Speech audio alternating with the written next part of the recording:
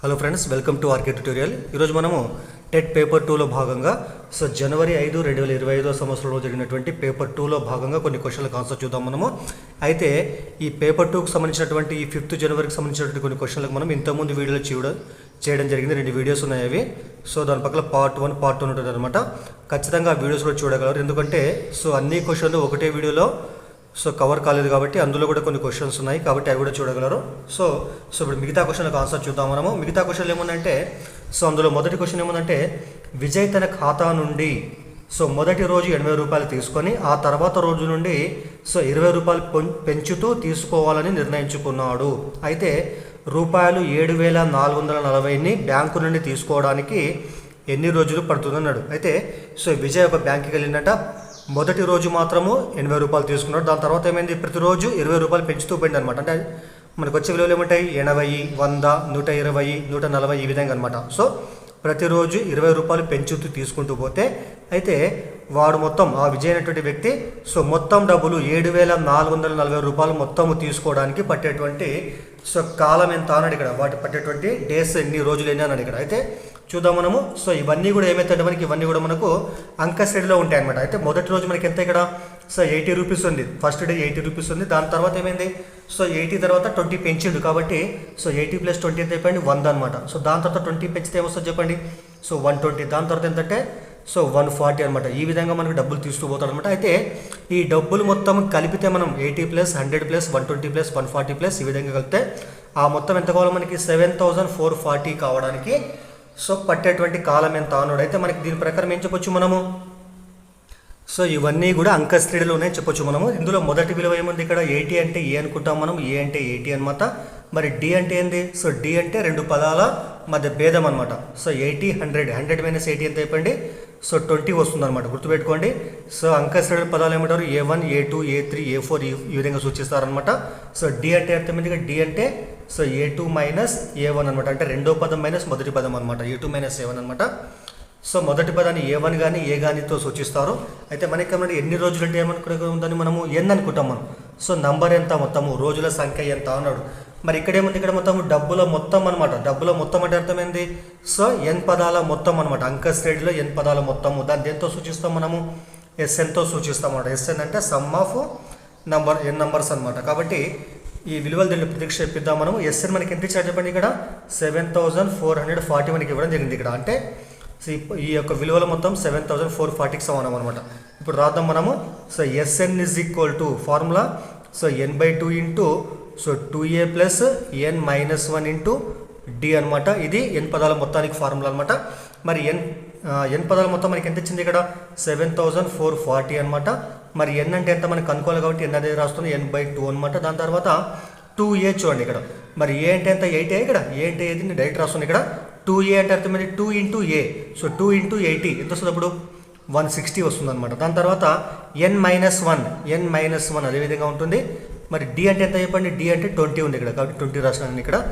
దాని తర్వాత సూక్ష్మీకరిస్తే మనము 7,440 = n/2 ఇంటూ ఇక్కడ ఏమొస్తుంది ఇక్కడ 160 + n - 1 × 20. 20 × n ఎంత 20n అనమాట. -1 × 20 -20 అనమాట. దాని తర్వాత 7,440 = n/2 ఇంటూ ఇక్కడ చూడండి 160 ఇక్కడ -20 ఉంది. ఇక్కడ రెండు కూడా స్థిర పదాలు కాబట్టి 160 - 20 ఎంత వస్తుందో చెప్పండి, 140 వస్తుంది అనమాట. 140 + 20n 20n అదేవిధంగా ఉంటుంది ఇక్కడ. దాని తర్వాత ఏం చేస్తానంటే నేను 7,440 = n/2 అదేవిధంగా వచ్చేసి ఇక్కడ 20 ఇక్కడ 20 కామన్ తీస్తున్నాను నేను ఇక్కడ. రెండు పదాలు 20 కామన్ తీస్తే అప్పుడు లోపల ఏమంటుంది ఇక్కడ 20 బయటికి వస్తే 27 కాబట్టి 7 ఉంటుంది ఇక్కడ. 27 140 మళ్ళీ 20 బయటికి వచ్చినప్పుడు ఇక్కడ n ఉంటుంది అంతే ఇక్కడ. అర్థమైంది ఇక్కడ. 20 ఈ రెండు కూడా 20కి గుణిజాలు కాబట్టి 20 బయటికి వచ్చింది ఇక్కడ. 27 140 కాబట్టి 7 లోపల ఉంటుంది ఇక్కడ. కాబట్టి మళ్ళీ క్యాన్సల్ చేద్దాం ఇక్కడ. 2 × 2 పదులు ఇక్కడ. 2 × 2 పదులు అనమాట.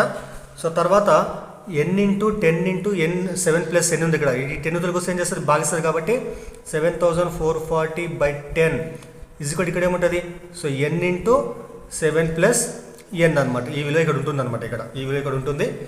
క్యాన్సిల్ చేద్దాం మనము. 10 × 10 ఇక్కడ క్యాన్సిల్ అయిపోయింది.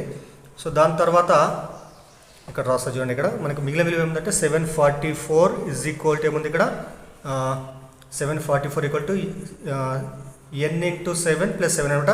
మరి n ఇంటూ 7 ఎంత 7n వస్తుంది. తర్వాత ఇక్కడ రాసిన ఇక్కడ n ఇంటూ 7 7n, తర్వాత n ఇంటూ n ఎంత చెప్పండి ప్లస్ n స్క్వేర్ అనమాట. మరి 744 అవతల పోతే ఏమవుతుంది మైనస్ అవుతుంది. ఇక్కడ ఏమంటుంది 0 అనమాట. ఈ మొత్తం ఒక మనకు వర్గ సమీకరణంగా రాస్తా. ఫస్ట్ n స్క్వేర్ రాస్తా, n స్క్వేర్ ప్లస్ 7n అవతల పోతే మైనస్ కాబట్టి 744 ఈజ్ ఈక్వల్ టు 0 అనమాట.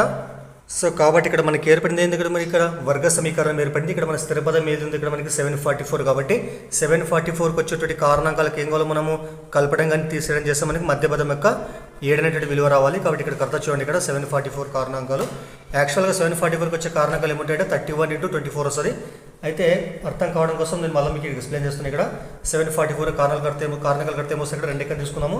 సో 2 3 6, ఇక్కడ 1 ఉంటుంది 4 1 14 అనమాట. 2 7 14 2 2 మళ్ళీ 2 ఎక్కడ తీసుకుంటే సో 2 ఎక్కం 2, సో 2 8 16 2 6 అనమాట. మళ్ళీ 2 ఎక్కడ తీసుకుంటే 2 9, సో 2 3 మళ్ళీ 3 ఎక్కడ తీసుకుంటే 3 3 3 1 అనమాట. సో 31కు కారణాంకాలు రావాలి అదేవిధంగా ఉంటుంది. సో ఇది ప్రధాన సంఖ్య కాబట్టి నెక్స్ట్ 31 ఇక్కడ 3 ఇంటూ 2 3 2 6 6 2 12 12 24 అనమాట. కాబట్టి సో 24 ఇంటూ 31. సో 744కి వచ్చే కారణాంకాలు ఏమంటే 31 ఇంటూ 24 అనమాట. అయితే మనకి ఎంత ఉండాలి మధ్యలో ఇక్కడ 7 రావాలి. 7 అంటే ఎట్లా వస్తుంది అప్పుడు 31 మైనస్ 24 ఎంత చెప్పండి 7 వస్తుంది అనమాట. కాబట్టి ఆ విధంగా రాసుకుందాం మనం ఇక్కడ మనం. కాబట్టి ఇక్కడ రాస్తే ఏమొస్తుంది ఇక్కడ సో n స్క్వేర్ ప్లస్ దీని ఏం రాస్తాం మనం ఇప్పుడు 31n మైనస్ 24n గా రాసుకోవచ్చు మనం. మైనస్ ఎంత ఉంది ఇక్కడ 744 ఈజ్ ఈక్వల్ టు 0 అనమాట. మరి ఇక్కడ n కామన్ తీస్తే లోపల ఏముంటుంది అప్పుడు సో n ప్లస్ ఒక n ప్లస్ 31 అనమాట. ఇక్కడ -24 కామన్ తీస్తే అప్పుడు లోపల ఇక్కడ కూడా 7 ప్లస్ 31 ఉంటుంది అనమాట ఈజ్ ఈక్వల్ 0 ఇక్కడ. సో దాని తర్వాత n ప్లస్ 31 కామన్ తీస్తే అప్పుడు లోపల ఏమంటారు చెప్పండి n మైనస్ 24 అనమాట ఈజ్ ఈక్వల్ టు 0 ఇక్కడ. తర్వాత n plus 31 is equal to 0 లేదా n minus 24 is equal to 0 అనమాట. మరి n ఈక్వల్ ఎంత 31లో పోతే మైనస్ 31 అనమాట. n ఈజ్ ఈక్వల్ టు 24 ఎక్కడ పోతే ప్లస్ 24. ఎప్పుడైనా కానీ రోజులు ఏంటంటే మనకు రోజులు ఎప్పుడు కూడా మనకు రుణ విలువలు ఉండవు కాబట్టి మనకి n విలువ ఎంత అంటే 24 అనమాట. కాబట్టి దీని అర్థమైంది 24 రోజులలో విజయ్ 20 రూపాయలు చొప్పున పెంచుతూ పోతే 7,440 రూపాయలు కావడానికి పట్టేటువంటి రోజులు ఎంత అంటే 24 డేస్ అనమాట. ఈ ప్రాబ్లమ్ డైరెక్ట్ స్టెప్స్ వేయచ్చు మనము. అయితే ఇక్కడ టెట్ అంటేనే కంపల్సరీ మనకు మ్యాథ్స్ వాళ్ళతో పాటు నాన్ మ్యాథ్స్ వాళ్ళు కూడా ఉంటారు కాబట్టి వారి కోసం ఇక్కడ లెక్కను ఎక్స్ప్లెయిన్ చేయడం జరిగింది కాబట్టి అర్థం చేసుకోగలరు. తర్వాత సెకండ్ క్వశ్చన్ చూడండి. సెకండ్ ఏమంటే క్రింది వాక్యాలలో ఏవి సత్యం అన్నాడు. క్రింది వాక్యాలలో ఏవి సత్యం అన్నాడు. ఫస్ట్ ఏ స్టేట్మెంట్ తర్వాత బి స్టేట్మెంట్ అనమాట. అయితే ఫస్ట్ మనం ఏ తీసుకుందాం మనం. ఫస్ట్ ఏముంది ఇక్కడ సో √32 మైనస్ √8 హోల్ స్క్వేర్ ఇది ఒక కరణీయ సంఖ్య అంట. మళ్ళీ చూద్దాం ఇక్కడ మనం ఇది కరణీయ సంఖ్య అవుతుందా కదా చూద్దాం మనము. ఇప్పుడు సూక్ష్మీకరణ చేస్తే ఏమొస్తుంది ఇక్కడ మనం √32 ఉంది ఇక్కడ. సో దాని ఏం రాస్తాం మనం రూట్ ఆఫ్ సో 8 ఇంటూ 4 రాసుకోవచ్చు, 8 ఇంటూ 4 రాసుకోవచ్చు, మైనస్ √8 అనమాట. తర్వాత హోల్ స్క్వేర్ ఉంది ఇక్కడ. తర్వాత సో దీన్ని విడివిడిగా రాస్తే మనము సో √4 బయటకు వస్తే ఏమవుతుంది 2 అవుతుంది అనమాట ఇక్కడ. సో 2 సరే √8 ఇంటూ దీన్ని √4 రాసుకోవచ్చు విడివిడిగా, మైనస్ √8 హోల్ స్క్వేర్ అనమాట. సో దాని తర్వాత ఇక్కడ √4 విలువ అంటే ఎంత రాసుకుంటాం మనము √4 యొక్క వర్గమూలం 2కు సమానం కాబట్టి 2 రాస్తాం ఇక్కడ. ఈ మొత్తం 2 రాసుకోవచ్చు మనం. పక్కన ఏముంది సో √8 మైనస్ √8 ఇది హోల్ స్క్వేర్ అనమాట. మళ్ళీ ఏం చేస్తాను ఇక్కడ ఈ రెండిట్లో కూడా మనం √8 కామన్ ఉంది కాబట్టి √8 కామన్ తీస్తే అప్పుడు ఏమవుతుంది √8 బయటకు వస్తే దానిపైన కూడా వర్గం ఉంటుంది అనమాట. √8 స్క్వేర్ ఉంటుంది. తర్వాత లోపల ఏముంటుంది ఇక్కడ 2 ఇది బయటకు వచ్చింది కాబట్టి ఇక్కడ ఏం లేకుంటే ఏముంటుంది ఇక్కడ 1 అనమాట. 2 మైనస్ 1 అనమాట. మరి √8 స్క్వేర్ అంటే ఏమొస్తుంది ఈ √2 స్క్వేర్ క్యాన్సిల్ కాబట్టి 8 ఉంటుంది ఇక్కడ. తర్వాత ఏముంది ఇక్కడ 2 మైనస్ 1 అంటే 1కి సమానం అనమాట. మరి 8 ఇంటూ 1 ఎంత చెప్పండి 8 వస్తుంది. కానీ మనకు వచ్చిన విలువ 8 అంటే ఏ సంఖ్య చెప్పండి ఇది అకరణీయ సంఖ్య. కానీ మనకేమి ఇచ్చినవాడు సో కరణీయ సంఖ్య అంటే కాబట్టి ఈ స్టేట్మెంట్ రాంగ్ అనమాట. ఫస్ట్ స్టేట్మెంట్ మనకు రాంగ్ అవుతుంది అనమాట. అదేవిధంగా సెకండ్ స్టేట్మెంట్ చూద్దాం మనము. సెకండ్ ఏమి ఇచ్చింది ఇక్కడ 5 మైనస్ √27 ఇంటూ 5 ప్లస్ √3 అంట. ఈ రెండు గుణిస్తే మనకు వచ్చే విలువ ఏం కావాలంటే మనకి అకరణీయ సంఖ్య కావాలంట. ఇక్కడ చూద్దాం మనము. సో 5 మైనస్ √27 ఇంటూ ఎంత ఉంది ఇక్కడ 5 ప్లస్ √3 ఉందన్నమాట. వీటి సూక్ష్మీకరణ చేద్దాము. అయితే దీన్ని కొద్దిగా చూడండి ఇక్కడ. సో 5 మైనస్ √27 ఏం రాసుకోవచ్చు మనం రూట్ ఆఫ్ సో 3 ఇంటూ లేకుంటే 9 ఇంటూ 3 రాసుకోవచ్చు మనం. 9 ఇంటూ 3 రాసుకోవచ్చు. నెక్స్ట్ ఏముంది 5 ప్లస్ √3 అనమాట. మళ్ళీ ఇక్కడ సో ఇందాక చెప్పిన విధంగా 5 మైనస్ √9 రూట్ నుంచి బయటకు వస్తే ఏమవుతుంది 3 అవుతుంది. 9 యొక్క వర్గమూలం 3 కాబట్టి 3 అవుతుంది. లోపల ఏముంటుంది ఇక్కడ? సో √3 ఉంటుంది అనమాట. తర్వాత 5 ప్లస్ √3. ఇప్పుడు రెండు గుణించాలి మనం. సో ఈ 5 చేత మొత్తాన్ని గుణిద్దాము. 5 ఇంటూ 5 ఎంత? 5 5ల 25. 5 ఇంటూ -3 √3. 5 3ల 15. తర్వాత √3 అనమాట. తర్వాత దీంతో అయిపోయింది ఇక్కడ. దీంతో గుణిద్దాం మనం. సో √3 ఇంటూ 5 ఎంత? ప్లస్ ఉంది కాబట్టి ప్లస్ ఇంటూ ప్లస్ ప్లస్ అవుతుంది. 5 ఇంటూ √3 5 √3. దాని తర్వాత మైనస్ ఇంటూ ప్లస్ మైనస్. తర్వాత ఇక్కడ చూడండి ఇక్కడ. సో 3 ఇంటూ √3 ఇంటూ 3 ఇక్కడ 3 √3 ఇంటూ 3 √3 ఏమో సార్ √3 ఇంటూ √3 ఎంత? 3 అవుతుంది అనమాట. 3 ఇంటూ 3 3 3 ఎంత వస్తుంది ఇక్కడ? 9 వస్తుంది అనమాట. ఇప్పుడు చూడండి ఇక్కడ ఈ 25 9 ఈ రెండు కూడా మనకి ఏ సంఖ్యలు? అకర్ణీయ సంఖ్యలు. 25 9 పోతే ఏమొస్తుంది చెప్పండి? 16 వస్తుంది. సో దాని తర్వాత -15 √3 ప్లస్ 5 √3 రెండు కూడా మనకు సజాతీయ కరణీయులు అనమాట, కరణీయ సంఖ్యలు అనమాట ఇవి. కాబట్టి √3 కాబట్టి -15 √3 నుంచి ఏం చేయాలి మనము? ప్లస్ 5 √3 తీసేస్తే ఏమొస్తుంది మనకు? -10 √3 మిగులుతుంది అనమాట. కాబట్టి సో మనకు వచ్చినటువంటి విలువ ఇదనమాట. ఎప్పుడైనా కానీ ఒక అకరణీయ సంఖ్య కరణీయ సంఖ్య కలిసి ఉన్నప్పుడు లేదా తీసివేసినప్పుడు మనము ఆ మొత్తం లెక్కలోకి తీసుకుంటాం మనము. సో ఈ మొత్తం ఏమవుతుందో మనకు కరణీయ సంఖ్య అవుతుంది. కానీ మనకేమి ఇచ్చింది ఇక్కడ? వాడు అకరణీయ సంఖ్య అన్నాడు. కాబట్టి so second statement B statement కూడా రాంగ్ అనమాట. కాబట్టి ఏబి రెండు కూడా అసత్యం అవుతాయి. సో నెక్స్ట్ తర్వాత థర్డ్ క్వశ్చన్ చూడండి. థర్డ్ క్వశ్చన్ ఏముందంటే బిందువులు 4, -1 మరియు -2, -3 వచ్చే ఏర్పడు త్రిదాకరణ బిందువులు 2, a మరియు 0, -b అయితే a ప్లస్ b విలువ ఎంత అన్నాడు ఇక్కడ. ఇక్కడ చూడండి ఇక్కడ మనకి ఇచ్చినటువంటి బిందువులు ఏమన్నా ఇవి త్రిదాకరణ బిందువులు అంట. 2, a తర్వాత 0, -b అంట. అయితే ఇక్కడ ఇచ్చినటువంటి ఏ బి రెండు కూడా మనకి ఏమి? ఇక్కడ మనకి రెండు కూడా మనకు y నిరూపకాలు, అవన్నీ కూడా y నిరూపకాలు కాబట్టి. అయితే బిందువులు ఏమి ఇచ్చినట్టు ఇక్కడ 4, -1 -2, -3 అనమాట. కాబట్టి మీకు తెలుసు already. So x1 y1 x2 y2 ఇక్కడ మనము x1 y1 అనే బిందువు తీసుకుంటాం. ఇక్కడేమో x2 y2 అనే బిందువు తీసుకుంటే మనం ఇక్కడ మధ్యలో మనకు ఒక బిందువు ఉన్నట్లయితే దాన్ని ఏమంటారు? సో ఈ బిందువుల యొక్క అంతరంగా విభజించే బిందువు అంటారు. ఆ నిరూపకాలు ఏమైతే ఫార్ములా ఏమంటే ఇక్కడ మనకి m1:m2 నిష్పత్తిలో ఇక్కడ రేఖాఖండం విభజిస్తే అప్పుడు ఏర్పడేటువంటి ఈ మధ్య ఉన్నటువంటి ఈ యొక్క బిందువు యొక్క ఫార్ములా ఏమంటే m1x2 plus m2x1 by m1 plus m2 తర్వాత m1y2 plus m2y1 by m1 plus m2 అనమాట. ఇది మనకున్నటువంటి ఫార్ములా. దేని ప్రకారం x1 y1 x2 y2 రెండు బిందువులు కలిపే రేఖాఖండాన్ని m1:m2 నిష్పత్తిలో అంతరంగా విభజించేటువంటి బిందువుల యొక్క నిరూపకాలు అనమాట. మరి మనకేమి ఇచ్చాడు ఇక్కడ? త్రిదాకరణ బిందువు అన్నాడు. ఇక్కడ త్రిదాకరణ బిందువులు అంటే ఏంది? సో ఏదైనా రేఖాఖండాన్ని సో 1:2 మరియు 2:1 నిష్పత్తులు విభజిస్తే ఆ బిందువులు ఏమంటే త్రిదాకరణ బిందువులు అని అంటారు. మనం ఫర్ ఎగ్జాంపుల్ ఏదో రేఖాఖండం తీసుకుంటే మనము సో ఇక్కడ ఒక బిందువు, ఇక్కడ సో ఏ అనే బిందువు, ఇక్కడ బి అనే బిందువు ఉందన్నమాట. ఇక్కడ మనకి కరెక్ట్ ఈ బిందువును 3 భాగాలు చేయాలంటే ఇక్కడ సో పి అనే బిందువు, ఇక్కడ క్యూ అనే బిందువు ఇక్కడ తీసుకున్నాం మనం. సో ఏపీ ఎంతైతే ఉంటుందో ఏపీ, పీక్యూ, క్యూబీ ఈ 3 భాగాలు కూడా సమానంగా ఉంటాయి. అప్పుడు పీక్యూ బిందువులు ఏమంటారంటే త్రిదాకరణ బిందువులు అని అంటారు. అప్పుడు పి యొక్క నిష్పత్తి ఎంత? ఈ నుంచి ఇటుకి ఒక భాగం ఉంటే ఈ భాగం మొత్తం ఎంత? 2 భాగాలు అనమాట. సో పి నుంచి బికు 2 భాగాలు ఉంటాయి, ఏ నుంచి బికి ఒక భాగం. కాబట్టి నిష్పత్తి ఎంత అప్పుడు? 1:2 అనమాట. మరి క్యూ బిందువు తీసుకుంటే ఏ నుంచి క్యూకి ఎన్ని భాగాలు ఉన్నాయి ఇక్కడ? సో 2 భాగాలు ఉన్నాయి. మరి క్యూ నుంచి బికి ఇక్కడ ఒక భాగం ఉంది కాబట్టి 2:1 అనమాట. కాబట్టి త్రిదాకరణ బిందువులు అంటే ఏమంటే ఏవైనా రెండు బిందువులు కలిపే రేఖాఖండాన్ని 1:2 మరియు 2:1 నిష్పత్తులు విభజిస్తే ఆ బిందువులు ఏమంటారంటే త్రిదాకరణ బిందువులు అని అంటారు. ఇప్పుడు ఆ బిందువులు కనుక్కుందాం మనము. మరి ఇచ్చిన బిందువులు ఏమున్నాయి? 4, -1 తర్వాత సో -2, సో -3 అనమాట. వీటి పేర్లు పెడితే మనం x1 y1 ఇదేమో x2 y2 అనమాట. మనకి నిష్పత్తి ఏం తీసుకున్నాం? ఫస్ట్ నిష్పత్తి 1:2 తీసుకున్నాం మనం. మొదటి నిష్పత్తి 1:2 తీసుకుంటే దీని ఏమనుకున్నాం? m1 ఇదేమో m2 అనుకుందాం. అయితే మనకేం కావాలా? ఏ బి రెండు కూడా మనకి ఏమున్నాయి? ఇక్కడ y నిరూపకాలే ఉన్నాయి. కాబట్టి మనం y నిరూపకాల యొక్క సూత్రం ప్రకారం కనుక్కుందాం మనం. సో మొదటిది ఏ కాబట్టి ఏ ఈజ్వల్ అప్పుడు ఏమవుతుందంటే సో ఇక్కడ m1 y2 plus m2 y1 by m1 plus m2 కనుక్కుందాం మనం.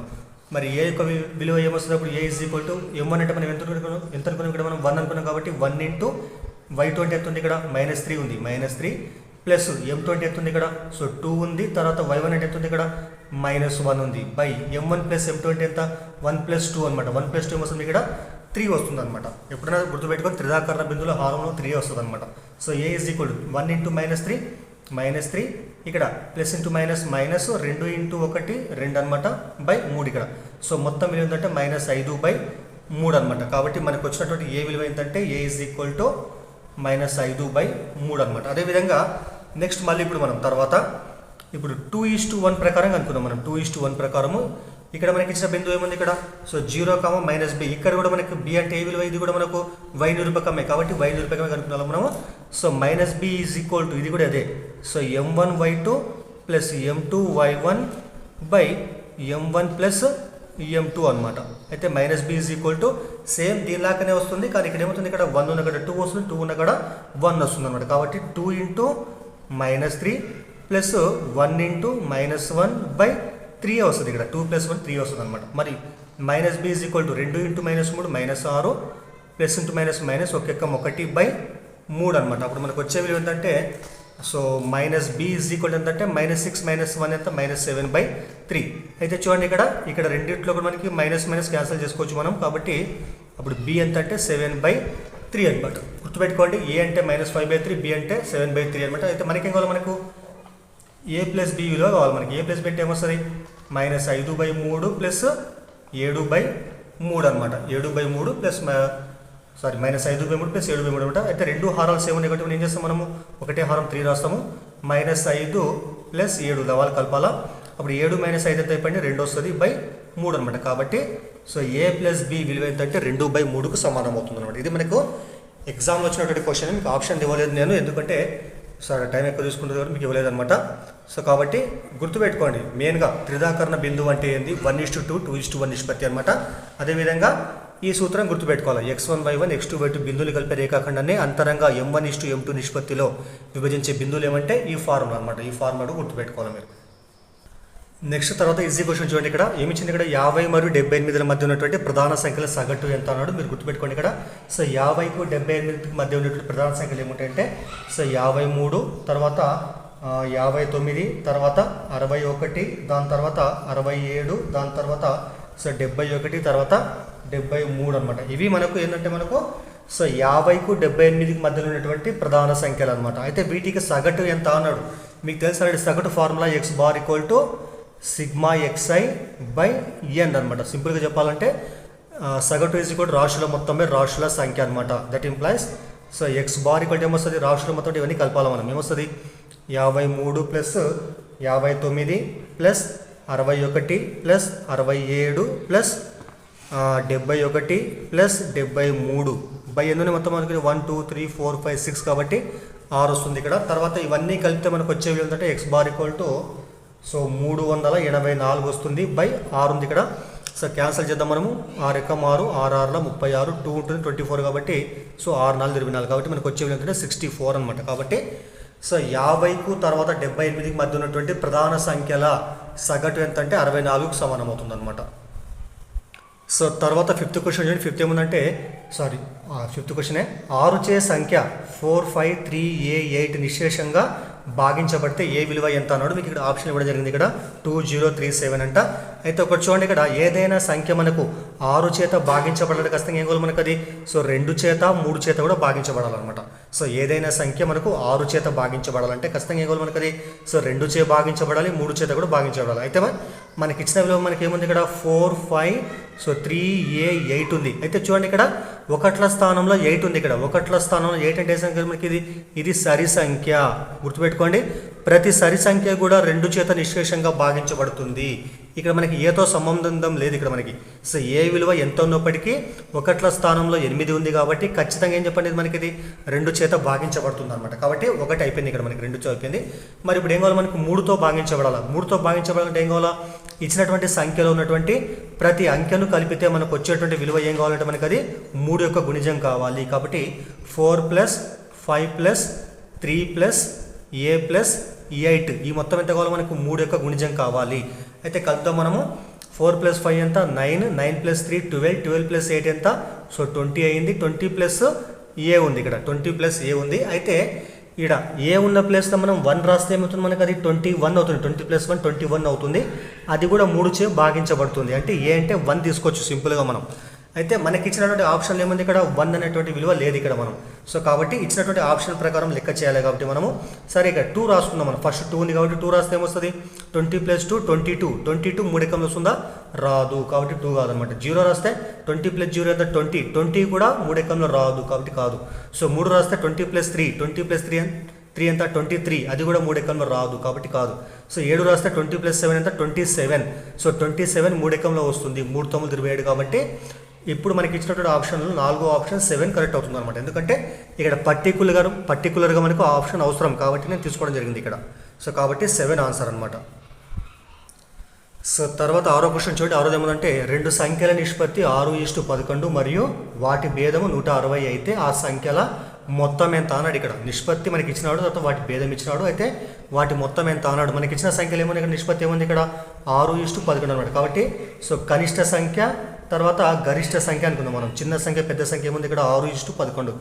నిష్పత్తి తక్కువదేమో కనిష్ట సంఖ్య, పెద్దదేమో గరిష్ట సంఖ్య అనుకున్నాం మనం. అప్పుడు కనిష్ట సంఖ్య ఏమవుతుంది ఇక్కడ మనకు నిష్పత్తి పోవాలంటే ఏం చేస్తాము ఒక చర్రాస్తో గుణిస్తాం కాబట్టి 6x అనుకుందాం మనం. మరి గరిష్ట సంఖ్య ఎంత అని చెప్పినప్పుడు సో 11x అనమాట. మరి భేదం అంటే ఏం చేయాలి మనము గరిష్ట సంఖ్య నుంచి కనిష్ట సంఖ్య తీసేయాలి కాబట్టి ఏమొస్తుంది అప్పుడు మనకు 11x - 6x = ఎంత భేదం ఎంతకు సమానం అంతా 160కి సమానం అంటే ఇక్కడ. కాబట్టి 160 రాసిన ఇక్కడ. దాని తర్వాత 11x - 6x ఎంత అయిపోయింది 5x = ఎంత అంటే 160 అనమాట. 5 అవతలతో భాగిస్తుంది కాబట్టి x = ఎంత అంటే సో 160/5 ఇక్కడ క్యాన్సిల్ చేద్దాము. 5 × 5 5 × 15 ఇక్కడ. సో 1 ఉంటుంది, 1 పక్కన 0 వస్తే 10 కాబట్టి 5 × 10 అనమాట. అంటే సో 32కి సమానం అనమాట. కాబట్టి మనకు వచ్చిన x విలువ ఎంత అంటే సో 32కి సమానం అనమాట. అయితే మనకేం కావాలి మనకి ఆ సంఖ్యల మొత్తం ఎంత అన్నాడు. మొత్తం అంటే ఏంది కనిష్ట సంఖ్య ప్లస్ గరిష్ట సంఖ్య అనమాట. కనిష్ట సంఖ్య మీకు ఏముంది ఇక్కడ 6x ప్లస్ గరిష్ట సంఖ్య ఎంత ఉంది ఇక్కడ మీకు 11x ఉందన్నమాట. కాబట్టి 6x + 11x ఎంత మొత్తము 17x అవుతుందన్నమాట. అయితే ఇదేంటి రెండు సంఖ్యల యొక్క మొత్తం అనమాట. మరి 17x అంటే అర్థమైంది 17 × x కాబట్టి x విలువ మనకి ఎంత వచ్చింది ఇక్కడ 32 వచ్చింది ఇక్కడ. కాబట్టి గుణిద్దాం మనం. సో 2 ఏళ్ళ 2 17 34 తర్వాత 3తో గుణిస్తే 3 ఏళ్ళ సో 21 3 × 3 4 5 ఇక్కడ కాబట్టి 5 ఇక్కడ. సో 4 4 5 సో మొత్తం ఎంతంటే 544కి సమానం అనమాట. కాబట్టి ఆ సంఖ్యల మొత్తం ఎంతకు సమానము 544కు సమానం అవుతుంది. సరే 7th క్వశ్చన్ చూడండి. 7th ఏముందంటే సో అంతకంటే ముందు వీడియోను లైక్ చేయండి, షేర్ చేయండి, అదేవిధంగా అందరికీ కూడా షేర్ చేయండి, అదేవిధంగా ఛానల్ని సబ్స్క్రైబ్ చేయండి. 7th క్వశ్చన్ చూడండి. 7th ఏముందంటే ఒక స్తూపం యొక్క భూ వ్యాసార్థము మరియు ఎత్తుల నిష్పత్తి 1:6 అంట. దాని యొక్క ఘన పరిమాణము సో 808.5 ఘనపు సెంటీమీటర్లు అంట. అయితే స్తూపం యొక్క ఎత్తు ఎంత అన్నాడు ఇక్కడ. అయితే చూడండి స్తూపం యొక్క భూ వ్యాసార్థము ఎత్తు అన్నాడు. మరి వ్యాసార్థం ఎంతో చూస్తాం మనము ఆర్తో సూచిస్తాం మనం. తర్వాత ఎత్తు అంటే ఇక్కడ మనకి హెచ్తో సమానం అంటే r/h ఏంటంటే 1:6 అంట. అప్పుడు r ఏమైతే చెప్పండి సో 1x అనుకుంటాం మనము, x రాసుకుంటాం 1x అన్న x అనమాట. హెచ్ అంటే ఎంత అయిపోయినప్పుడు 6x అనుకుంటాం మనం. ఎందుకంటే నిష్పత్తి పోవాలంటే చేస్తాం మనం ఒక చర్రాస్తుదాన్ని గుణిస్తాం కాబట్టి ఇది తీసుకుంటాం అనమాట మనము. అయితే మనకేమిచ్చిన ఇక్కడ స్తూపం యొక్క ఘన పరిమాణం ఎంత 808.5 ఘనపు సెంటీమీటర్లు అన్నమాట. మరి స్తూపం యొక్క ఘన పరిమాణం ఫార్ములా πr²h. ఇవన్నీ గుర్తుపెట్టుకోవాలి మీరు. స్తూప ఘన పరిమాణం πr²h అనమాట. సో ఈ మొత్తం ఎంతకు సమానం ఇది 808.5 ఘనపు సెంటీమీటర్లకు సమానం అనమాట. అయితే ఇక్కడ మనకు పై అంటే మీకు తెలుసు, పై యొక్క విలువ ఎంత గుర్తుపెట్టుకోవాలా. సో 22/7 అనమాట. మరి ఇప్పుడు r అంటే మనకి ఎంత వచ్చింది ఇక్కడ 1x వచ్చింది కాబట్టి r అంటే ఏం రాస్తాం మనము x² రాస్తాం మనం. h అంటే ఎంత అయిపోయింది ఇక్కడ 6x = ఎంత 808.5. దీన్ని ఏం చేస్తాం మనం ఇది దశాంశ భిన్నంలో ఇది దీని అగర్ని భిన్నంగా మారుస్తే వస్తుంది. దశాంశ భిన్నంలో ఒక అంకె ఉంది కాబట్టి మొత్తం కలిపి రాస్తే 8085/10 రాసుకోవచ్చు మనం. ఈ విధంగా రాసుకోవచ్చు అనమాట. తర్వాత ఏం చేస్తా అంటే ఇక్కడ చూడండి x² × x ఎంత x⁻³ అనమాట. తర్వాత 8085/10 అదేవిధంగా ఉంటుంది. ఇక్కడ చూడండి ఇక్కడ ఈ మొత్తాన్ని ఇక్కడ 7 ఏం చేస్తుంది ఇక్కడ భాగిస్తుంది, అవతలపోతే ఏం చేస్తుంది కాబట్టి గుణిస్తుంది. హారము లవంలో వస్తుంది అనమాట. ఇక్కడ 7 ఇక్కడ లవాలు ఏమన్నాయి 22 6 కాబట్టి అవి యువతలకు వస్తే ఏం చేస్తాయి భాగిస్తాయి 22 × 6 అనమాట. ఇవన్నీ కూడా హారాలు, ఇవన్నీ కూడా లవాలు అనమాట. ఇది మనకు వచ్చినటువంటి విలువ అనమాట. ఇప్పుడు క్యాన్సల్ చేద్దాం మనము.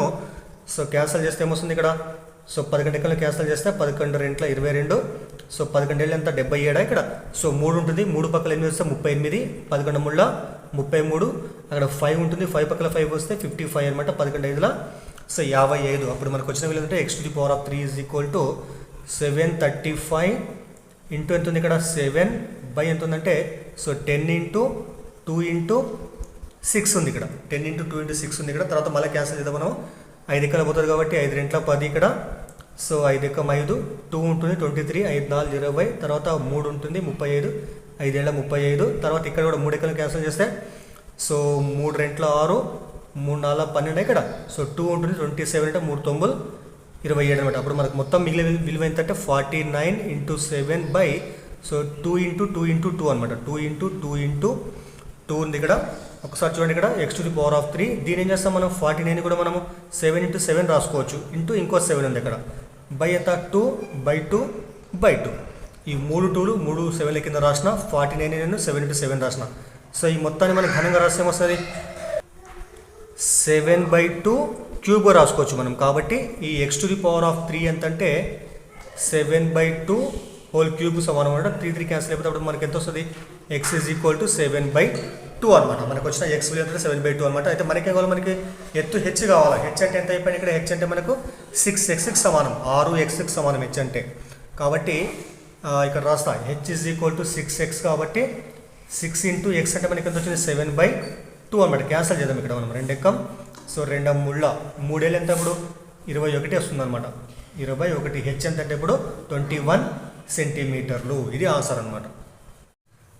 దయచేసి వీడియో మీకు యూస్ఫుల్ అయినట్లయితే ఖచ్చితంగా లైక్ చేయండి. అదేవిధంగా సో వీడియోని షేర్ చేయండి. అదేవిధంగా ఛానల్ని సబ్స్క్రైబ్ చేయండి. సో ఇందులో భాగంగా 8th క్వశ్చన్ చూడండి. 8th క్వశ్చన్ ఏముందంటే 7 tan 72 degree tan 18 degree -4 cot 36 degree cot 54 degree యొక్క విలువ ఎంత అన్నాడు.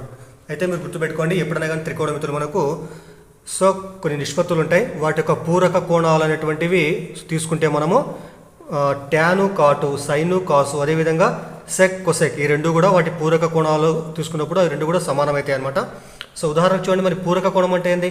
సో 2 కోణాలు మొత్తం మనకు 90 డిగ్రీలు అయితే ఆ కోణాలు ఏమంటారంటే పూరక కోణాలు అని అంటారు అనమాట. సో 2 కోణాలు మొత్తం 90 అయితే ఆ కోణాలు ఏమంటారు పూరక కోణాలు అంటారు. ఎగ్జాంపుల్ తీసుకుంటే మనము 50 డిగ్రీ తర్వాత 40 డిగ్రీ, 50 + 40, 50 డిగ్రీ ఒక పూరక కోణం ఎంత అంటే 40 డిగ్రీ అనమాట. 40 డిగ్రీ ఒక పూరక కోణం ఎంత 50 డిగ్రీ. ఈ మొత్తం కూడితే మనకి ఎంత వస్తుందో చెప్పండి. సో 90 డిగ్రీ అనమాట. సో మరి ఎగ్జాంపుల్ చెప్తాను మీరు చూడండి. ఎగ్జాంపుల్ ఏమంటే సో tan 50 డిగ్రీ = ఏమవుతుంది అంటే మనకి ఇది cot 40 డిగ్రీకి సమానం అనమాట. ట్యాను కాటు రెండు కూడా వాటి పూరక కోణాలు తీసుకున్నప్పుడు ఆ రెండు విలువలు సమానం అవుతాయి. tan 50 యొక్క విలువ cot 40 యొక్క విలువకు సమానం అవుతుంది అనమాట. సో అదేవిధంగా tan 30 డిగ్రీస్ తీసుకున్నప్పుడు ఏమవుతుంది? ఇది tan 30 = 30కి ఎంత కూడితే మనకు 90 వస్తుంది చెప్పండి. 60 కలపాలి కాబట్టి cot 60కి సమానం అనమాట. ఈ విధంగా అనమాట. ఈ రెండు కోణాలు మనకు పూరక కోణాలు అయినప్పుడు ట్యాను కాట్ విలువలు సమానం అవుతాయి. అదేవిధంగా సైన్ తీసుకున్నప్పుడు కూడా మనకి ఫర్ ఎగ్జాంపుల్ sin 60 డిగ్రీ తీసుకుంటే ఏమవుతుంది? అది cos 30కి సమానం అనమాట. ఎందుకంటే 60 30 రెండు కూడా పూరక కోణాలు అవుతాయి కాబట్టి ఈ సైను కాసు ఒక విలువలు సమానం అవుతాయి. అదేవిధంగా సెక్ తీసుకున్నప్పుడు మనం సెక్ 30 డిగ్రీస్ తీసుకుంటే ఏమవుతుంది? ఇది కొసెక్ 60 డిగ్రీస్కి సమానం అవుతుంది అనమాట. కాబట్టి ఇవి మీరు గుర్తుపెట్టుకోవాలా. అయితే ఇక్కడ చూడండి, ఇక్కడ so 7th one tan 72 degree tan 18 degree. ఇక్కడ ఇప్పుడు చూడండి 72 18 డిగ్రీ రెండు కోణాలు ఏమవుతాయి? సో రెండు కోణాలు కూడా మనకు పూరక కోణాలు అనమాట. కాబట్టి ఏం చేస్తాం మనము ఇందులో రెండు ట్యాన్ ఉన్నాయి కాబట్టి ఏం చేస్తాం మనం ఒక విలువ అలాగే ఉంచేసి రెండో విలువను మనం ఏం చేయాలి? దానికి పూరక విలువను రాయాలి మనం. చూడండి ఇక్కడ రాస్తా చూడండి నేను 7 tan 72 డిగ్రీ ఇంటూ ఇక్కడ tan 18 డిగ్రీ ఉంది, దాన్ని ఏం రాసుకోవచ్చు మనం cot సో 18 డిగ్రీ యొక్క పూరక కోణం ఎంత 72 అనమాట. సో tan 18 = ఏమవుతుంది? cot 72కి సమానం అవుతుంది అనమాట. మళ్ళీ అదేవిధంగా మైనస్ ఉందా, -4 ఇంటూ ఎంత ఉంది ఇక్కడ cot 36 డిగ్రీ ఉంది. అదేవిధంగా ఇక్కడ ఏముంది? ఇక్కడ cot 54 డిగ్రీ ఉంది. cot 54 యొక్క పూరక కోణం అవుతుంది సో tan అనమాట. tan తర్వాత 54కు పూరక కోణం ఎంత 36 అనమాట. కాబట్టి ఇలా రాసుకుంటాం అంటున్నాము. తర్వాత ఇక్కడ చూడండి 7 tan 72 డిగ్రీ. ఇప్పుడు cot 72 ఉంది ఇక్కడ మీకు తెలుసు ఆల్రెడీ. సో ఇంకోటి ఏమంటే tan θ ఏం రాసుకోవచ్చు మనము? tan θ సో 1/cot θ రాసుకోవచ్చు మనం. లేకపోతే cot θ ఏం రాసుకోవచ్చు మనము? 1/tan θ రాసుకోవచ్చు అనమాట. ఈ విధంగా అనమాట. కాబట్టి ఇక్కడ tan 72 అలాగే ఉంచేస్తాను నేను. నెక్స్ట్ ఏం చేస్తే ఇక్కడ cot 72 ఏదైతే ఉంటుందో దీనిలాగా రాస్తే ఏమొస్తుంది? 1/tan 72 అనమాట. కాబట్టి దీన్ని రాసుకోవచ్చు మనము 1/tan 72 డిగ్రీ రాసుకోవచ్చు అనమాట. తర్వాత మైనస్ ఉందా, -4 ఇక్కడ. అదేవిధంగా cot 36 డిగ్రీ అలాగే వచ్చేసి ఇక్కడ tan 36 ఏదైతే ఉంటుందో దాని చేస్తాం మనము tan θ = 1/cot θ ప్రకారం దీని చేస్తాను నేను 1/cot 36 డిగ్రీ రాసుకుంటా. ఇక్కడ చూడండి ఇక్కడ సో లవము హారం రెండు కూడా క్యాన్సిల్ అయిపోతాయి ఇక్కడ. కాబట్టి సో ఇక్కడ 7 into 1 ఎంత 7 ఉంటుంది ఇక్కడ, మైనస్ ఇక్కడ కూడా cot 36/cot 36 రెండు కూడా క్యాన్సిల్ అయిపోతే అప్పుడు మనకు ఉండే విలువ ఎంత ఇక్కడ 4 into 1 ఎంత 4 అనమాట. కాబట్టి 7 - 4 ఎంత అంటే 3కి సమానం అనమాట. కాబట్టి ఇచ్చినటువంటి దానికి ఆన్సర్ ఎంత అంటే 3కి సమానం అవుతుంది అనమాట. సో నెక్స్ట్ తర్వాత 9th క్వశ్చన్ చూడండి. 9th ఏముందంటే 6 into 5 into 3 కొలతలు గల దీర్ఘఘనాన్ని తయారు చేయడానికి ఎన్ని యూనిట్ల సమఘనాలు అవసరం అన్నాడు ఇక్కడ. చూడండి ఇక్కడ 6 into 5 into 3 ఈ కొలతలు దేని కొలతలు చెప్పండి, ఇవి దీర్ఘఘనం యొక్క కొలతలు అనమాట. మీకు తెలుసు ఆల్రెడీ దీర్ఘఘనం అంటే మనకి ఈ విధంగా ఉంటుందన్నమాట. సో దీర్ఘఘనంలో పొడవు వెడల్పు ఎత్తనేటువంటి కొలతలు ఉంటాయి. ఇందులో పెద్ద కొలత ఏదైతే ఉందో అనేది మనము సో పొడవుగా తీసుకుంటాం మనము, ఇది 6 అనమాట. ఇక్కడ ఎల్కి సమానము, పక్కన ఉండే కొలత ఎంత కూడా బి అనుకుందాం మనము, 5కి సమానము. ఎత్తు అంటే ఎంత మనకి ఇక్కడ 3 యూనిట్లు అనమాట ఇక్కడ. సో వీటి మనకు ప్రమాణాలు ఇవ్వలేదు ఇక్కడ, సెంటీమీటర్ల మీటర్లు ఇవ్వలేదు, కేవలము సో యూనిట్లో ఉన్నాడు ఇక్కడ. కాబట్టి ఏం చేస్తాం మనము, దీని యొక్క పొడవు ఎంత అంటే 6 యూనిట్స్, వెడల్పు ఎంత 5 యూనిట్స్, ఎత్తు ఎంత అంటే 3 యూనిట్స్ అనమాట. మనకేమన్నాడు, ఈ దీర్ఘఘనాన్ని మనము చిన్న చిన్న ఘనాలుగా తయారు చేసినట్లయితే ఇటువంటి ఘనాలు సో ఎన్ని తయారవుతాయి ఇక్కడ, దీన్ని మనం సమఘనాలుగా తయారు చేస్తే ఇటువంటి ఘనాలు దీని నుంచి ఎన్ని తయారవుతున్నాడు. అయితే ఈ ఘనం ఏమన్నాడు మీకు ఇక్కడ యూనిట్ అన్నాడు ఇక్కడ, అంటే వీటి కొలత అంటే అర్థమైంది ఇక్కడ. సో యూనిట్ కొలత అంటే అర్థమైంది ఇక్కడ, అంటే మనం తీసుకున్నటువంటి ఏదైనా ఒక ఘనం యొక్క సో కొలత మనకు 1 యూనిట్కి సమానం అయితే, అంటే పొడవు 1 ఇక్కడ, సో వెడల్పు 1, ఎత్తు కూడా 1 అనమాట. అంటే ప్రతి కొలత కూడా 1 ఉంటే దాన్ని ఏమంటారంటే సో యూనిట్ కొలత అంటారు అనమాట. కాబట్టి ఈ సమఘనం యొక్క మీకు భుజం ఎంత ఉంది ఇక్కడ 1 యూనిట్ అనమాట, 1 into 1 into 1 అనమాట. ఇప్పుడు చూడండి మనం ఏం చేస్తాం మనము, సో వాటి యొక్క సంఖ్య కనుక్కోవాలంటే ఏం చేస్తాం మనము, ఈ యొక్క దీర్ఘఘనం యొక్క ఘనపరిమాణం ఏదైతే ఉంటుందో దాని ఘనపరిమాణం ఏం చేయాలి మనము, సో ఈ సమఘనం యొక్క ఘనపరిమాణం చేత భాగిస్తే ఇటువంటి ఘనాల సంఖ్య మనకు వస్తుంది అనమాట. ఇటువంటి ఘనాలు సమానం ఉంటాయి, ఇటువంటి ఘనాలు మనము సేమ్ ఘనాలు తయారు చేస్తాం అనమాట. అటువంటి ఘనాలు ఎన్నో వస్తాయి అన్నాడు. అప్పుడు ఏం చేయాలి మనము, సో దీర్ఘఘన సో ఘన పరిమాణము బై సమఘన ఘన పరిమాణం అనమాట. మరి దీర్ఘఘన ఘన పరిమాణం ఏం చెప్పండి, so L into B into H అనమాట, L into B into H అనమాట. సమఘన ఘన పరిమాణం ఏ క్యూబ్ అనమాట. ఏ క్యూబ్ అంటే ఏంది, సో A into A అనమాట. మరి దీనికి మీ కొలతలు ఏమన్నాయి మనకి ఇచ్చింది ఆల్రెడీ ఇక్కడ 6 into 5 into 3 బై ఇక్కడ ఏమంటే ఇక్కడ యూనిట్ అంటే అర్థమైంది 1 into 1 into 1 కాబట్టి 1 into 1 into 1కి సమానం అనమాట. మనకి హారంలో ఎన్ని 1లు మనకి అది 1కే సమానం కాబట్టి పైన లవం గుణిస్తే ఏమొస్తుంది ఇక్కడ 6 into 5 5 6 30 30 90 అనమాట. 90/1 అంటే 90కి సమానం అనమాట. సింపుల్గా ఏమైంది ఇక్కడ దీర్ఘఘనం యొక్క ఘన పరిమాణానికి విలువ సమానమైంది అనమాట. గుర్తుపెట్టుకోండి. సో 1 యూనిట్ అంటే యూనిట్ ఘన పరిమాణం ఉన్నటువంటి ఘనం అంటే అర్థమైంది దాని ఘన పరిమాణం 1కి సమానం కాబట్టి మనకి ఇచ్చినటువంటి కొలతలు ఏవైతే ఉంటాయో ఆ కొలతల లబ్ధానికి మనకు ఆన్సర్ సమానం అవుతుంది అనమాట. కాబట్టి 6 into 5 into 3 కొలతలు కలిగినటువంటి దీర్ఘఘనం యొక్క దీర్ఘఘనాన్ని ఉపయోగించి మనము 90 యూనిట్ల సో 90 యూనిట్ ఘన పరిమాణాలు ఉన్నటువంటి సమఘనాలను మనం తయారు చేయవచ్చు అనమాట. సో తర్వాత 10వ క్వశ్చన్ చూడండి. 10వ క్వశ్చన్ ఏమంటే ఒక రిఫ్రిజిరేటర్ ప్రకటన వేల రూపాయలు 80,250 అంట, 80,250 అంట, మరియు దానిపై 6% డిస్కౌంట్ ఇస్తే అమ్మకం వేల ఎంత అన్నాడు. ప్రకటన వేల అంటే ఏంది, మనం షాప్కి వెళ్ళినప్పుడు మనకు చెప్పేటువంటి మొదటి వేల ఏమంటారంటే ప్రకటన వేల అంటారు అనమాట. తర్వాత సో ఎంతో కొంత డబ్బులు తగ్గించి మనకి ఇచ్చేట్టు దాన్ని ఏమంటారంటే అమ్మకం వేల అంటారు అనమాట. సో ముందు చెప్పిన వేల మనకి ఎంత ఉంది ఇక్కడ 80,250 ఉందన్నమాట. దానిపైన చేసినవాడు ఈ డబ్బు పైన అంటే ఈ ప్రకటన వేలపై 6% డిస్కౌంట్ ఇచ్చిందంట. అయితే అప్పుడు నిజానికి మనము డబ్బు చెల్లించి కొన్నటువంటి వేల ఎంత అన్నాడు ఇక్కడ.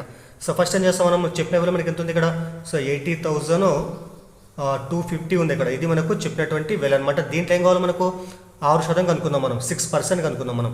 సో 80,250 into 6% కనుక్కుందాం మనము. దీంట్లో ఎంత అవుతుందో, సో 80,250 into 6% అంటే దీన్ని ఏం రాస్తాం మనము 6/100 అని రాస్తాం అన్నమాట మనం. సో 80,250 into 6% అంటే అర్థమైంది ఇక్కడ 6/100 రాస్తాం మనము. ఇక్కడ చూడండి ఇక్కడ సో 0 క్యాన్సిల్ అయిపోతుంది. నెక్స్ట్ ఇక్కడ 10 ఉంది ఇక్కడ 10 8,225 ఉంది ఇక్కడ క్యాన్సిల్ చేద్దాం మనము. 5 2 10 తర్వాత సో 5 ఇంకా 5 ఇక్కడ 3 ఉంటుంది 30 అంటే 5 6 30 తర్వాత 0 ఉంటుంది ఇక్కడ 5 5లా ఎంత వచ్చింది మనకి ఇక్కడ 1605 into 6/2 వచ్చింది. మళ్ళీ 2 ఎక్కం 2 సో 3 ఇక్కడ ఇప్పుడు గుణిస్తే ఏమొస్తుంది 3 5 15 0 కాబట్టి మళ్ళీ 5 వస్తుంది ఇక్కడ 3 6 18 తర్వాత 3 1 3 1 4 అనమాట. సో మనకు డిస్కౌంట్ ఎంత అంటే ఇది డిస్కౌంట్ అనమాట. ఇది సో డిస్కౌంట్ మనకి ఎంత ఇచ్చిందంటే 4,815 రూపాయలు డిస్కౌంట్ ఇవ్వడం జరిగింది అనమాట. ఏం చేయాలి మనము ఈ డిస్కౌంట్ మనం ఏం చేయాలంటే ప్రకటన వెలకి తీసేయాలి మనం. ప్రకటన వెల ఎంత ఉంది 80,250 మైనస్ ఎంత 4,850ని తీసేస్తే సో 10 5 పోతే 5 ఇక్కడ 4 1 పోతే 3 సో 12 8 పోతే 4 సో 9 4 పోతే 5 తర్వాత 7 ఇక్కడ అంటే వాడు మొత్తానికి అమ్మిన వేలు ఎంతంటే 75,435కి అమ్మిండు అనమాట. కాబట్టి సో ఇది ముందు ప్రకటించిండు, దాంట్లో డిస్కౌంట్ ఎంతంటే 6%. కాబట్టి ఏం చేస్తాం మనము 80,250 ఇంటూ 6% కనుక్కుంటాం మనము. దాని విలువ ఏంటంటే 4,815 అనమాట. దాని చేయాలి మనము సో ప్రకటన విలువకి తీసేయాలి. అప్పుడు మనకు వచ్చే విలువ ఏమంటే నిజానికి అమ్మినటువంటి విలువ మనకు వస్తుంది అనమాట అది. సో నెక్స్ట్ తర్వాత 11th క్వశ్చన్ చూడండి. 11th క్వశ్చన్ ఏమంటే సంచిపై 10 కిలోలు అని రాయబడినటువంటి 14 చక్కెర సంచుల అసలు బరువులు ఇలా ఉన్నాయంట. అయితే చూడండి ఒక్కొక్క సంచి ఉందంట. ఆ సంచులు యొక్క చక్కెర సంచులు అంటే అవి ఆ మొత్తం వాటి సంఖ్య ఎంత 14 సంచులు అంట. అయితే ఆ సంచిలో ఉన్నటువంటి చక్కెర యొక్క బరువు యాక్చువల్గా ఎంత 10 కిలోలు అనమాట. కానీ నిజానికి అవి 10 కిలోల బరువు లేవన్నమాట. సో వాటిలో కొన్ని చేంజెస్ ఉన్నాయి. సో ఇందులో సంచుల బరువులు మనకి ఏమున్నాయి ఇక్కడ 9.09 ఇక్కడ 9 కిలోల సంథింగ్, ఇక్కడ 9.09, 10.2, 10.01 ఈ విధంగా అనమాట. ఈ విధంగా సంచుల బరువులు ఉన్నాయంట. అయితే క్వశ్చన్ ఏముంది ఇక్కడ, వీటి నుండి యాదృచ్ఛికంగా ఒక సంచి తీస్తే వీటి నుండి సో యాదృచ్ఛికంగా ఒక సంచి తీస్తే అది 10 కిలోల కంటే తక్కువ రావడానికి సంభావ్యత ఎంత అన్నాడు. ఒకసారి చూడండి, ఇక్కడ మనకి ఇచ్చినటువంటి నిజమైన బరువులు మనకి ఇలా ఉన్నాయి కాబట్టి 10 కంటే తక్కువ అంటే మనకి ఎన్ని ఉన్నాయి ఇక్కడ. సో 1, 2, తర్వాత 3, తర్వాత 4, తర్వాత 5, తర్వాత 6. సో 14 సంచులలో మనకు 10 కిలోల కంటే తక్కువ బరువు, సో 10 కేజీల కంటే తక్కువ బరువు, 10 కేజీల కంటే సో తక్కువ బరువు ఉన్నటువంటి సంచుల సంఖ్య మొత్తం మనకి ఎంత ఇక్కడ 6 ఉన్నాయి. సో మరి మొత్తం సంచుల సంఖ్య ఎంత? ఇప్పుడు మొత్తం సంచుల సంఖ్య 14 అనమాట. మొత్తం సంచులు ఏమో 14 ఉన్నాయి. అందులో 10 కిలోల కంటే తక్కువ ఉన్నటువంటి సంచుల సంఖ్య మనకి ఎంత ఉంది ఇక్కడ 6 ఉందన్నమాట. అయితే మనకి కావాలి, మనకి సంభావ్యత కావాలి. సంభావ్యత ఫార్ములా ఏంది? సంభావ్యత = అనుకూల పర్యవసానాల సంఖ్య. అనుకూల పర్యవసానాల సంఖ్య బై మొత్తము పర్యవసానాల సంఖ్య అనమాట. గుర్తుపెట్టుకోవాలా, సంభావ్యత = అనుకూల పర్యవసానాల సంఖ్య బై మొత్తము పర్యవసానాల సంఖ్య. మరి దేనికి అనుకూలంగా ఉండాలి మనము? దేనికి మనకి అడిగిన క్వశ్చన్ ఏముంది ఇక్కడ, 10 కిలోల కంటే తక్కువ బరువు ఉండడానికి అనుకూలం అంట. సో మరి 10 కిలోల కంటే తక్కువ ఉన్నటువంటి సంచులు మనకి ఎన్ని ఇక్కడ 6 ఉన్నాయి. కాబట్టి ఒక సంచిని తీసుకుంటే మనము 10 కిలోల కంటే తక్కువ బరువు ఉన్న సంచి రావడానికి మనకు ఉన్నటువంటి మొత్తం అవకాశాలు ఎన్ని? 6 అవకాశాలు ఉన్నాయి. కాబట్టి 10 కిలోల కంటే తక్కువ బరువు ఉన్నటువంటి సంచి రావడానికి అవకాశాలు మొత్తము 6 ఉన్నాయి.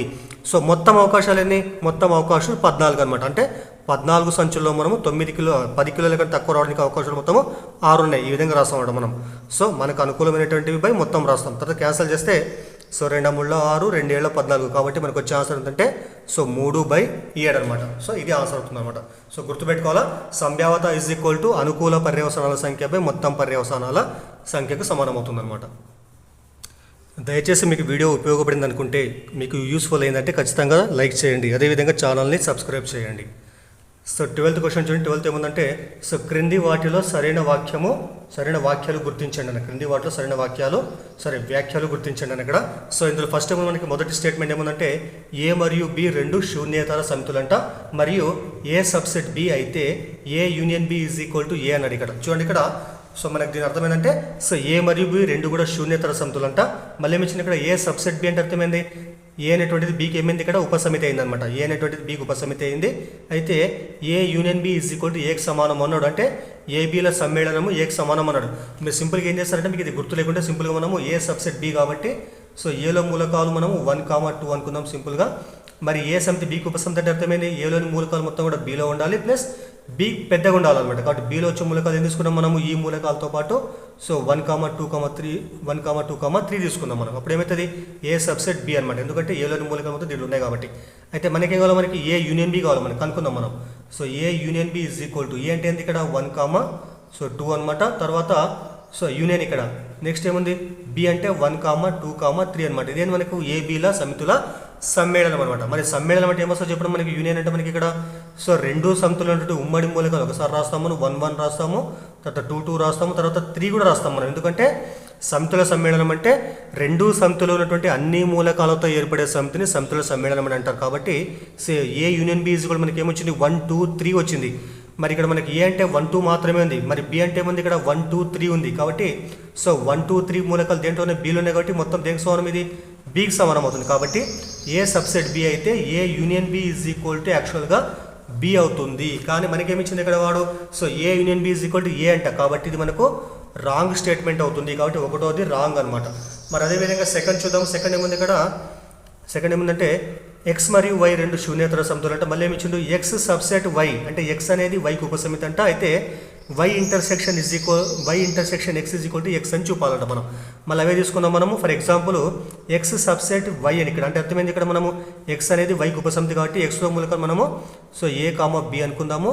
మరి వై పెద్దగా ఉండాలి కాబట్టి ఏమనుకుంటాం మనము వైలో మూలకాలు సో ఏ కామా బి కామా సి ఈ మూలకాలతో పాటు ఎక్స్ట్రా మూలకాలు ఉండాలి అక్కడ. అయితే మనకి కావాలి మనకి వై ఇంటర్సెక్షన్ ఎక్స్ కావాలి మనకి. సో వై ఇంటర్సెక్షన్ ఎక్స్ అంటే వై మరియు ఎక్స్ సమితుల యొక్క ఉమ్మడి మూలకాలతో ఏర్పడే సమితులు అనమాట. మళ్ళీ వైలో మూలకాలు ఏమన్నాయి ఏ కామా బి కామా సి అనమాట.